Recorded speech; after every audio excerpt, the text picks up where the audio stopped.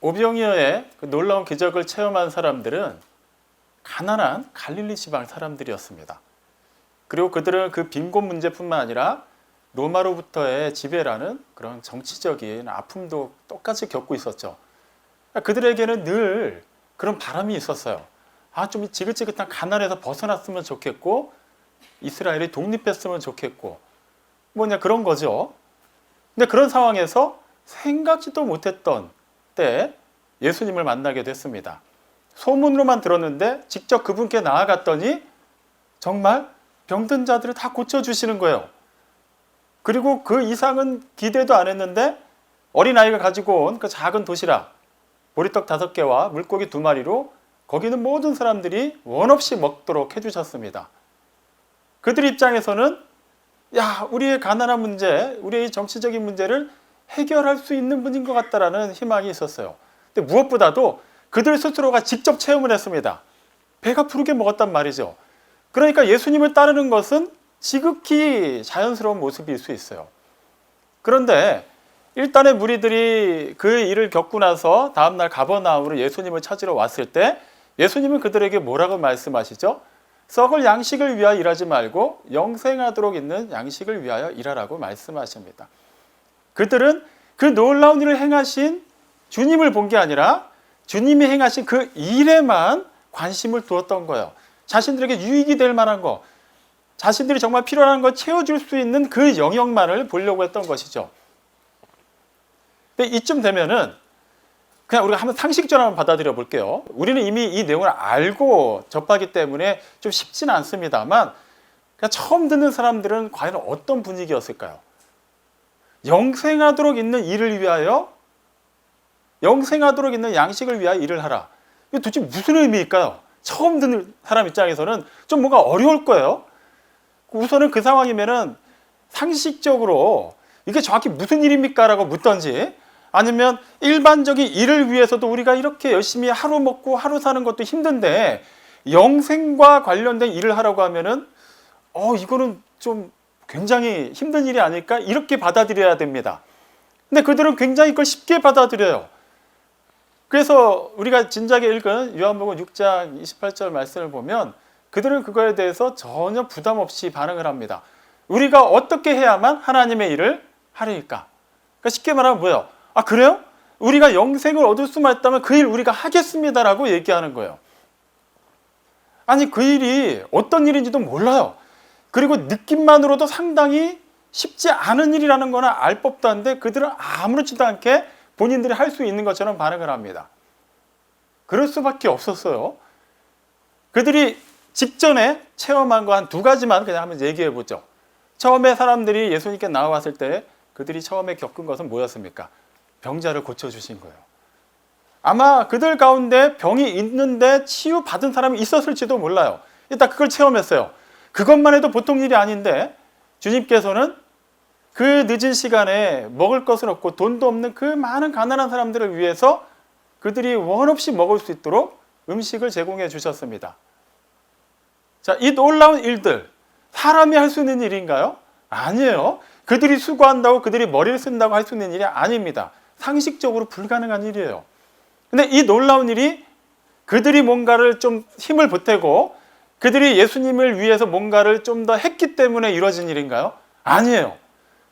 그냥 구경하러 갔는데 진짜 병자를 고쳐주셨고 그냥 50명, 100명씩 그냥 편하게 기대어 누우라고 해서 그냥 널브러져 눕고 앉았는데 그들이 배부르게 먹게 해주셨어요.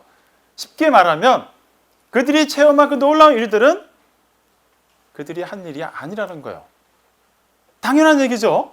자, 그 맥락에서 지금 예수님께 그들이 대답을 한 겁니다. 무슨 일인지 모르겠지만 어차피 그 영생과 관련된 일도 우리가 뭐 할 거 있겠습니까? 당신이 어저께 우리를 그렇게 먹여주시고 고쳐주신 것처럼 뭐 어떻게든 좀 새롭게 해주시면 되겠죠. 그냥 우리는 그냥 그거 믿습니다. 그걸 얘기하는 거예요. 어떻게 보면 우리의 일반적인, 좀 보편적이라고 말하면 좀 슬픈 얘기일 수도 있습니다만 그런 신앙의 모습과도 많이 비슷하다고 생각이 됩니다. 하나님을 믿기 때문에 하나님께서 나에게, 우리에게 이루실 일을 순종하고 믿고 따르겠습니다가 아니라 우리는 이미 결론을 내놓고 기도할 때가 많이 있죠. 하나님 이 질병을 고쳐주실 줄로 믿습니다. 이 가난을 극복하게 해주실 줄로 믿습니다. 이 문제를 해결해 주실 줄로 믿습니다. 일단은 그 문제를 해결해 주셔야만 그 다음에 내가 하나님을 위해서 뭘 하겠습니다. 그때서야 내가 하나님이 진짜인지 믿어드리겠습니다라는 것이죠. 지금 그들은 그런 상태로 아무렇지도 않게 영생에 관해서 가볍게 취급을 하고 있습니다. 그때 예수님께서는 이번에는 그들의 기대를 약간 깨시는 그런 얘기를 하세요. 너희가 하나님의 일을 한다는 것, 그건 너희가 생각하는 그런 수준의 일이 아니다. 너희는 믿어야만 한다. 나를 믿어야 한다. 하나님이 보내신 일을 믿어야 한다라고 얘기하세요. 어떻게 보면 굉장히 쉬운 얘기입니다. 뭐 갑자기 뭐 무거운 돌을 뭐 여기서부터 저기까지 뭐 100번을 옮겨라 뭐 이런 얘기도 아니에요. 너희가 가진 것을 다 꺼내서 헌금을 해라 이런 얘기도 아닙니다. 다짜고짜 내 제자가 돼서 막 나가서 전도해라 이런 얘기도 아니에요. 믿으라고만 하시는 겁니다. 뭐 그냥 그러면 믿으면 되죠. 간단한 문제예요. 그런데 그들 입장에서는 약간 어제까지만 해도 우리가 특별히 뭘 믿지 않아도 우리가 뭔가를 거창하게 하나님께, 그러니까 이분 앞에 뭘 내놓지 않아도 그 놀라운 일을 행하셨는데 이번에는 믿으라고 하시니까 좀 너무 막연한 얘기인 것 같은 거예요. 그리고 내가 뭘 해야 된다고 하니까 뭔가 좀 손해보는 느낌을 받은 겁니다. 그들의 익히 오병이어의 체험을 하는 순간부터 만나를 계속 떠올렸다는 것을 우리가 알고 있죠. 만나. 그들이 생각하고 있는 만나는 모세를 통해서 계속해서 주어진 거예요. 그렇기 때문에 예수님 또한 그 만나를 연상케 하는 오병이어의 기적을 일으키셨다면 계속해서 그거를 본인들한테 해주셔야만 해요. 지금 한 번 해주신 것 같고 뭔가 우리한테 슬슬 하나씩 시키려고 하시는 것 같으니까 그들이 지금 얘기를 하죠. 모세가 광야에서 만나를 내린 것처럼 우리에게도 그렇게 있다는 표적을 보여주십시오. 우리에게도 먹을 걸 좀 주십시오. 실제 그들은 지금 배가 고픈 상태였거든요. 일단은 우리가 필요한 걸 채워주시면 그 다음에 당신이 얘기하는 거 그대로 우리가 한번 해드리겠습니다라고 어떻게든 협상을 해보려고 하는 거예요. 그들의 생각은 여전히 육신의 배를 채우는 그런 양식에만 시선이 고정되어 있었습니다. 이쯤 되면은 주님도 좀 답답하셨더라도 그들을 막 심하게 책망하시던지 확실하게 깨달아 알 수 있도록 말씀해 주실 법도 한데 여전히 사랑으로 그들을 보듬어 주시죠. 그리고 본격적으로 당신이 누구이신지를 그들에게 확실하게 표현하십니다. 그래서 나는 무엇이다 라고 하는 말들이 이제 요한복음에 계속해서 나오는데 그 첫 번째 표현이 오늘 나오는 요한복음 6장 35절 말씀이에요. 내가 생명의 떡이다 라고 얘기하세요. 일단 여기서 우린 떡이라는 표현을 잠시만 좀 확인하고 가겠습니다. 통상적으로 떡이라고 하면 우리는 좀 그냥 주식 개념이 아니잖아요. 그냥 뭐 이렇게 기호 식품이고 밥은 밥대로 먹고 떡은 따로 이렇게 디저트 개념으로 먹는 그런 뉘앙스가 강합니다. 근데 실제 여기서 말하는 떡은 그들이 주식으로 먹는 빵이에요. 근데 예전에 우리나라에 이제 성경이 번역이 되면서 그때 우리나라에 빵이 없을 때이기 때문에 그 같은 맥락의 단어를 생각하다가 떡으로 번역을 한 겁니다. 그러다 보니까 우리는 예수님이 나는 생명의 떡이다 하면은 뭔가 이렇게 깊이 다가오지가 않습니다.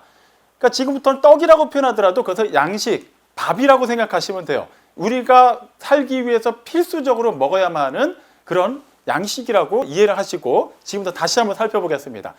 예수님께서 말씀하시기를 나는 생명의 양식이다. 그렇기 때문에 내게 나오는 자, 내게 오는 자는 결코 줄이지 아니할 것이고 나를 믿는 자는 영원히 목마르지 아니할 것이다 라고 말씀하세요. 놀라운 선포를 하십니다. 좀 전까지 얘기들을 보면은 우리도 좀 답답하게 들릴 수 있어요. 뭐 이렇게 돌려서 얘기하시지? 우리는 이미 결과를 알고 이 말씀을 보기 때문에 이해가 됩니다만 그 얘기를 처음 듣는 사람들은 좀 답답했을 거예요. 아니 오병이어의 기적을 행하셨으면 이게 이례적으로만 할 수 있는 그런 영역의 일 같지는 않은데 이분이라면 그냥 계속 해주시면 되지 뭐 자꾸 믿으라고 얘기를 하시고 모세 얘기를 우리는 분명히 그 근거를 갖고 얘기하는데 자꾸 다른 얘기를 하고 계시고 자기를 믿으라고 얘기하시고 좀 복잡하잖아요. 근데 이제서야 예수님이 제대로 얘기를 하신 거예요. 나는 생명의 양식이다. 근데 그 얘기를 하시기 전에 또 예수님께서는 뭐라고 얘기하셨냐면 하나님의 떡은, 그러니까 하나님께서 주시는 양식은 하늘에서 내려 세상에 생명을 주는 것이다 라고 말씀하셨어요. 33절 말씀이에요. 그랬더니 그들이 어떻게 반응을 하냐 하면 34절입니다. 주여, 이 떡을 항상 우리에게도 주소서라고 얘기해요. 드디어 주여가 나와요. 자, 그렇다면 그들은 예수님께서 하신 말씀의 의미를 이해했다는 것일까요? 이미 주여라는 표현까지 썼고, 그렇다면 그 양식을 우리에게도 항상 주십시오, 이렇게 얘기했다는 것부터가 예수님의 말을 그대로 받아들였다는 것처럼 느껴지지 않나요? 하지만 그렇게 된 건 아니죠. 그들은 여전히 먹는 음식만을 생각했어요. 정말 주님께서 말씀하신 그 하늘로부터 내린 양식, 그 생명 양식이 곧 하나님의 아들이신 예수님을 가리킨다는 것을 그들이 알았다면 그들의 반응은 주여 우리에게 말씀하소서라고 얘기해야 될 거야. 아니면 베드로가 진작에 고백했듯이 주여 나를 떠나소서, 나는 죄인이로소이다, 이렇게 대답을 했어야만 합니다. 왜죠? 이분이 하나님인 걸 알기 때문에, 하나님 앞에서 우리가 어떠한 의도 내세울 수 없다는 걸 알기 때문에, 그 의로우신 하나님 앞에서 우리는 죽을 수밖에 없다는 걸 알기 때문에 그들은 그 자리에서 그대로 엎드려져서 나를 죽여주시옵소서라고 얘기해도 모자랄 판이었는데 기껏 고백한 건 뭐예요? 그 양식을 우리에게도 항상 주십시오. 그래요? 그러면 모세가 그랬던 것처럼 40년 동안 그렇게 했던 것처럼 우리도 살아있는 동안 전혀 배고프지 않게 매일매일 먹을 것 좀 주세요. 여전히 그들은 그 음식만을, 먹는 것만을 생각하고 있었어요. 세상적이고 육적인 것에 시선을 돌이키질 않았습니다. 그래서 예수님이 이제는 안 되겠다 해서 얘기를 하신 거예요. 내가 바로 그 양식이다. 내게 오는 자는 절대 굶지 않을 것이고 나를 믿는 자는 영원히 목마르지 아니할 것이다. 자, 여기서 우리가 잘 살펴봐야 돼요. 주님께서는 내게 오라라고 얘기하세요. 오라는 게 뭐예요? 결과죠. 와서 보라는 거예요. 와서 들으라는 겁니다. 와서 주님께서 행하시는 모든 것을 따르라고 말씀하시는 거예요. 근데 우리는 자꾸 거기서 마침표를 찍죠. 왔잖아요. 예수님께서는 분명히 그 다음에 뭐라고 얘기하세요? 영원히 목마르지 않으려면 뭘 해야 된다고 얘기하십니까? 믿어야 된다고 얘기하세요. 근데 우리는 자꾸 그 순서를 바꿉니다. 우리가 믿어서, 내가 믿으니까 나온 거잖아요. 내가 믿으니까 주님 말씀하신 거 일단 순종한 거 아닙니까? 그럼 된 거 아닌가요? 그 다음부터 주님이 나를 위해 뭘 해주셔야 되는 거 아니에요? 내가 그렇게 어려운 가운데도 헌금했잖아요. 믿음으로. 그렇다면 더 채워주셔야 되는 거 아니에요? 내가 이렇게 몸이 아프고 불편한데도 어떻게든 예배에 참석했잖아요. 그러면 더 건강하게, 더 역동적으로 예배할 수 있도록 그렇게 채워주셔야 되는 거 아닙니까? 내가 이렇게 거리가 먼데도 불구하고 그 수고를 마다 않고 왔잖아요. 믿음으로 예배 드리고 있습니다. 그렇다면 뭔가 내가 정말 필요로 하고 내가 정말 어려워하는 그 문제 해결해 주셔야 되는 거 아니에요? 순서가 바뀌는 순간 우리는 하나님을 보지 않고 하나님이 하신 그 일에만 매여서 결과적으로는 그 일에 맞는 우리가 원하는 또 다른 하나님을 만들게 되어버립니다. 이사야 선지자도 그런 맥락에서 한 말이 있죠. 이사야서 55장 1절 말씀입니다. 오라 너희 모든 목마른 자들아 물러 나오라. 돈 없는 자도 오라. 너희가 와서 돈 없이 값 없이 포도주와 젖을 사라. 목이 마른 사람이 있느냐? 그렇다면 물러 나와라. 근데 거기서 멈추면 안 되죠. 목이 마른 상태에서 물러 나아간들 거기서 멈춰버린다면 무슨 일이 벌어질까요? 그냥 목 마른 상태 그대로 있는 것이죠. 물을 마셔야 돼요. 돈이 없고 값을 치를 만한 어떠한 것이 없어도 그 물뿐만 아니라 그 필요로 채워줄 수 있는 모든 것을 하나님이 다 주신대요. 일단 와서 보고 그 모든 것을 예비하시고 해결해 주시는 하나님을 믿고 그 말씀대로 그대로 취하라는 거예요. 그대로 따르라고 말씀하고 있습니다. 그런데 사람들은 실제 우리는 그 단계를 자꾸 넘어가질 않아요. 온 것에 그치려고 합니다. 민수기 21장 4절로 9절까지 말씀을 보면 우리가 잘 알고 있는 그 출애굽 여정 가운데 이스라엘 백성들이 불뱀에 물린 사건을 기록하고 있어요. 그들은 기계적으로 그냥 애굽을 벗어난 게 아닙니다. 어쨌거나 그들이 의지를 반영해서 나온 거예요. 하나님께서 모세를 통해서 말씀하시고 그들은 그 말씀을 듣고 있다는 시키는 제사 다 드리고 그렇게 먹고 때가 돼서 나왔어요. 자, 거기까지는 좋았는데 그들이 생각하는 이상이 있었던 거예요. 야, 여기서 나오기만 하면, 노예 생활만 벗어나면 우리는 정말 잘 먹고 잘 살겠구나. 그들의 관심은 그들을 노예 생활에서 이끌어내서 자유의 땅으로 보내시는 하나님한테 가 있지 않았어요. 그냥 그들이 원 없이 살고 싶고 그들을 그렇게 부리던 애굽 사람들이 했던 것 같이 그런 모든 것을 누리고 싶은 마음만 가득했어요. 그러다 보니까 틈만 나면 하나님을 원망하고 하나님의 사람 모세를 원망하는 장면이 곳곳에 등장을 합니다. 민수기 21장도 마찬가지예요. 그들이 이렇게 길을 가는데 그 여정길이 만만치가 않은 그런 상황에 맞닥뜨리게 됩니다. 그래서 그들이 막 불평을 하기 시작하는 거예요. 그래서 민수기 21장 5절에 보면 그들이 어떻게 불평을 하냐 하면 하나님께서 우리를 애굽에서 끌어내셔서 이 광야에서 죽게 하시는구나. 이곳에는 먹을 것도 없고 마실 물도 없다. 그리고 우리가 이 하찮은 음식은 지겨워지기 시작했다라고 얘기해요. 자, 한번 다시 상황을 살펴볼게요. 광야 그곳 자체는 그들이 말하는 게 사실이에요. 그 많은 사람들이 동시에 먹을 수 있는 음식을 구할 수도 없고 물도 구할 수 없는 곳입니다. 그들이 다 같이 살려고 그 광야에서 몸부림치면 칠수록 죽을 수밖에 없는 게 당연한 거예요. 그런데 실제 그 원망하고 있는 그날 그들은 지금 죽어 있나요? 살아 있나요? 살아 있어요. 그날까지 그들은 계속 살아왔습니다. 그리고 그날까지 심지어는 그날 아침에도 그들은 무엇으로 그들의 줄임배를 채웠습니까? 만나요. 하나님께서 만나를 내려주셨고 그 목마른 땅에서 반석에서 물이 나게 하심으로 그들은 그 갈증을 해소했습니다. 그런데도 그들이 뭐라고 얘기해요? 이 광야에서 우리를 죽게 하시는구나. 이 광야는 먹을 것도 없고 마실 물도 없구나. 그들은 그 현실만을 봤어요. 하지만 그 현실 속에서도 그 불가능한 상황 속에서도 그들을 살리시고 그들을 이끄시고 그들을 보호하신 하나님을 철저하게 외면했습니다. 그 결정적인 표현이 뭐예요? 우리가 이 하찮은 음식, 만나를 하찮은 음식이라고 얘기해요.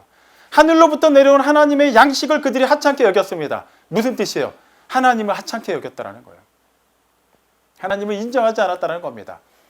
그래서 하나님이 그들을 계속해서 지켜 보호하시던 하나님이 잠시 그들의 고백대로 하찮은 분이 되어주셨어요.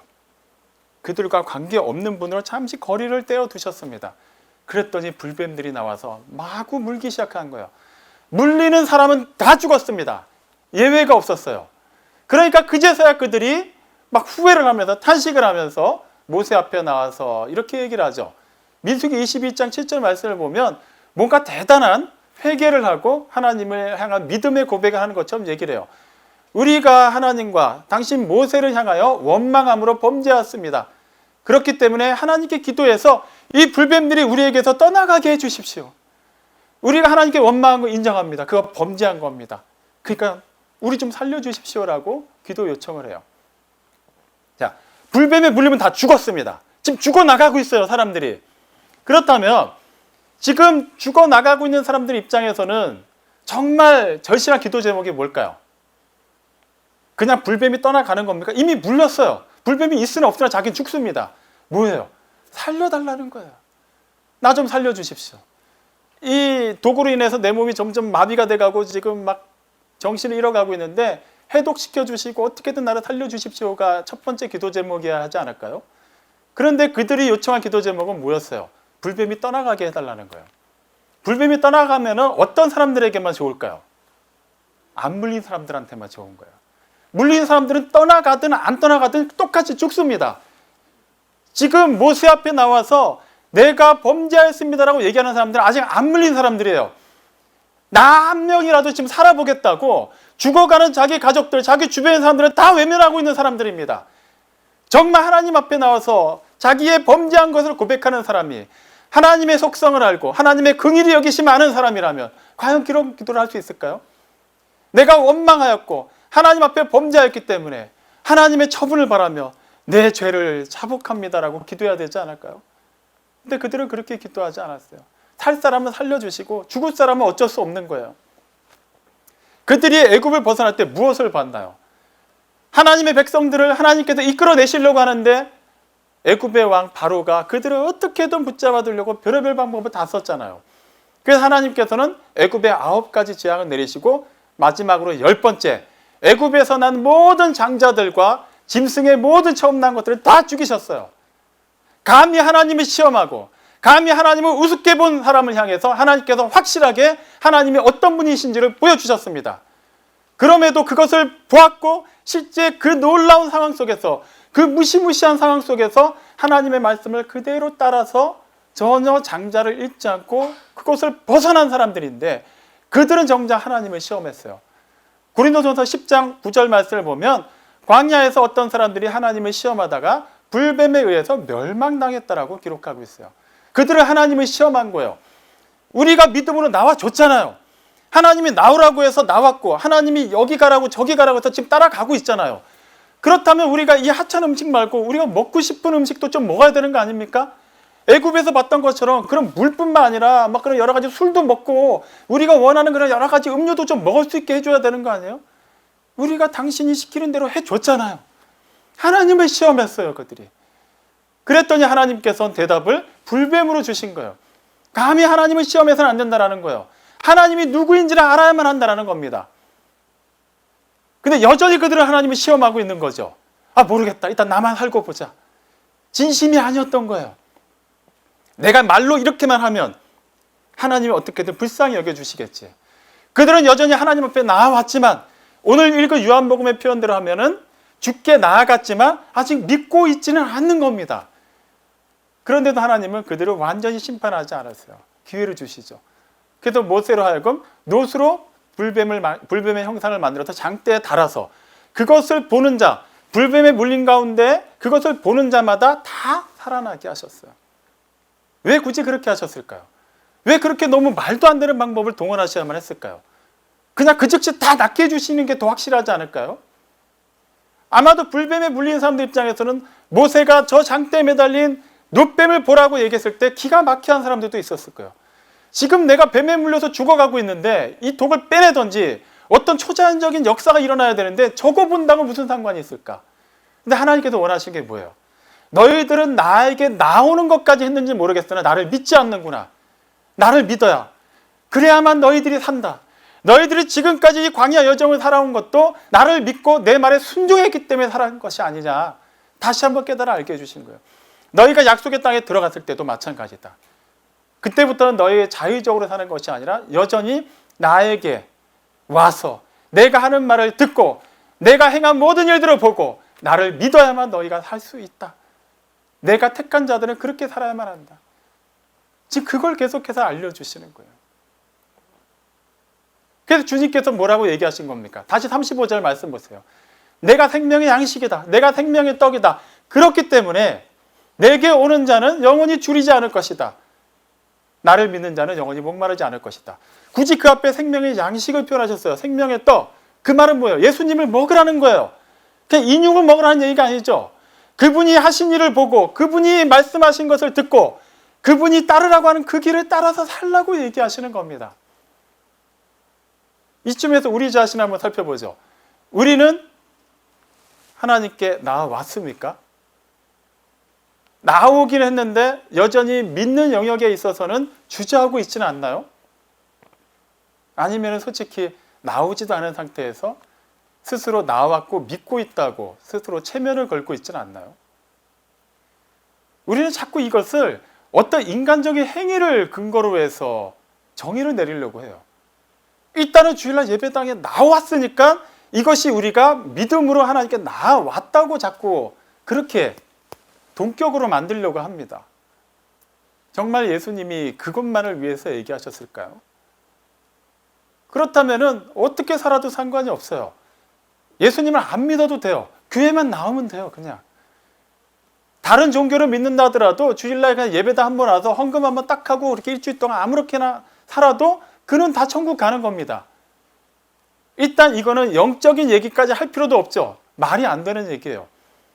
예수님께서 굳이 자신의 생명의 양식이라고 얘기하면서 너희가 살려면 양식을 먹어야, 음식을 먹어야 살 수 있듯이 너희가 영적으로 영원히 살려면 그 생명을 소유하고 영생을 얻으려면 나로 말미암아야 된다. 내가 너희 안에 온전히 거해야만 된다라고 지금 계속해서 말씀하고 계시는 겁니다.